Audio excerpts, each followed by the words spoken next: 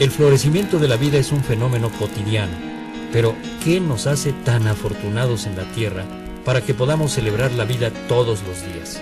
¿Por qué no sucede lo mismo en ninguno de los planetas conocidos? Una de las diferencias más notables de la Tierra con respecto a otros planetas es su respirable atmósfera y su temperatura. Si tomamos en cuenta la distancia del planeta al Sol y el albedo planetario, la temperatura efectiva de la superficie terrestre sería de unos 18 grados centígrados, bajo cero, un valor muy diferente de los confortables 15 grados centígrados de la temperatura típica de la superficie del planeta. Es la atmósfera terrestre la que propicia una temperatura soportable y la que, durante millones de años, ha permitido el nacimiento de la vida.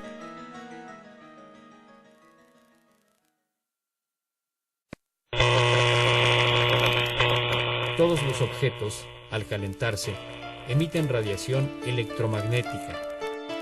Mientras más alta sea su temperatura, más enérgica será la radiación. Vistas como ondas, mayor frecuencia y menor longitud de onda tendrán.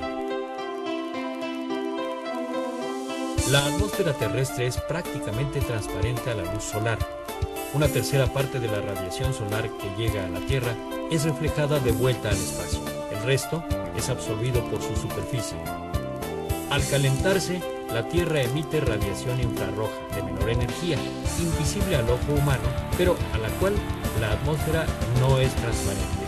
Una parte de esta radiación es absorbida por la atmósfera y las nubes, otra parte escapa al espacio. La atmósfera se calienta a su vez y reemite radiación térmica infrarroja en todas direcciones, aumentando la temperatura del sistema climático.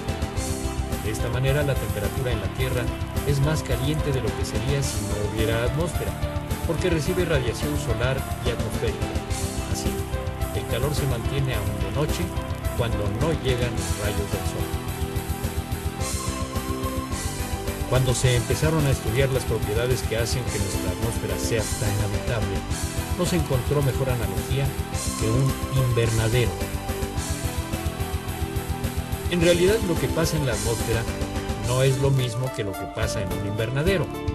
Al calentarse el aire, tiende a subir y es reemplazado por aire más frío. Esto se llama convección. La cubierta de un invernadero impide la convección y se ha demostrado que este efecto es unas 5 veces más importante que la absorción de energía térmica de la cubierta. Y en nuestra atmósfera no hay techo ni paredes que impidan la convección. Así que, más que un efecto de invernadero, lo que sucede en nuestro planeta es un efecto atmosférico provocado por las características particulares de nuestra atmósfera.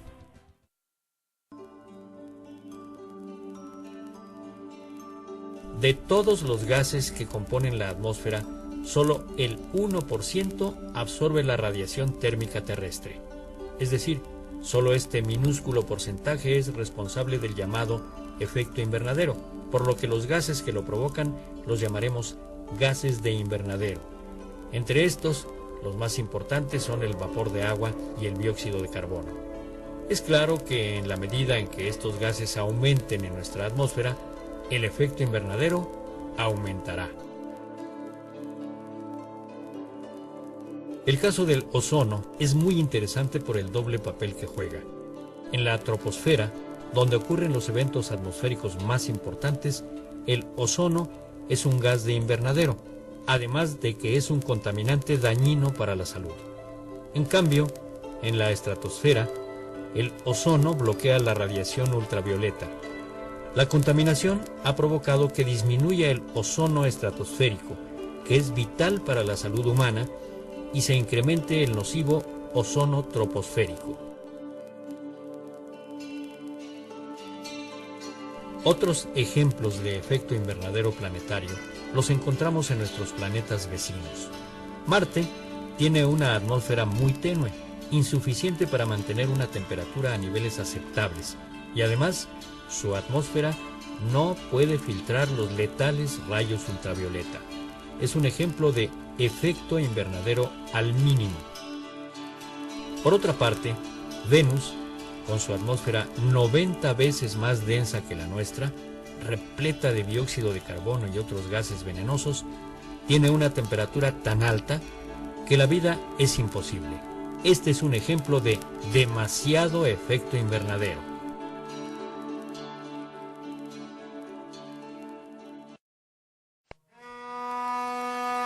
En los últimos 400.000 años, las cantidades de dióxido de carbono en nuestra atmósfera han oscilado en periodos de 100.000 años, en correlación directa con los cambios de temperatura, pero siempre se habían mantenido dentro de los mismos límites.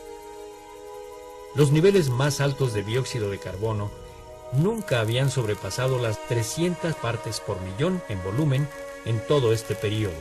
Pero a partir del siglo XIX, cuando la humanidad aumentó la quema de petróleo, gas natural y carbón mineral y aceleró la destrucción de los bosques, que son sumideros de dióxido de carbono, los niveles del mismo han llegado a las 370 partes por millón.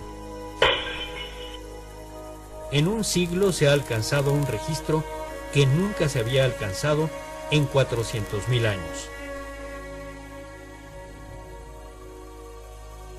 El efecto directo en la temperatura típica de la Tierra ha sido un aumento sin precedentes al que se le ha llamado calentamiento global. En los últimos 100 años, la temperatura típica ha aumentado medio grado. Se calcula que, de seguir las cosas como están, aumentará en un siglo entre 2 y 5 grados más. Comparado con lo que cambia en un día de verano en la Ciudad de México, parece poco, pero a gran escala, la temperatura típica rara vez ha pasado de 1 o 2 grados en periodos de 10.000 años.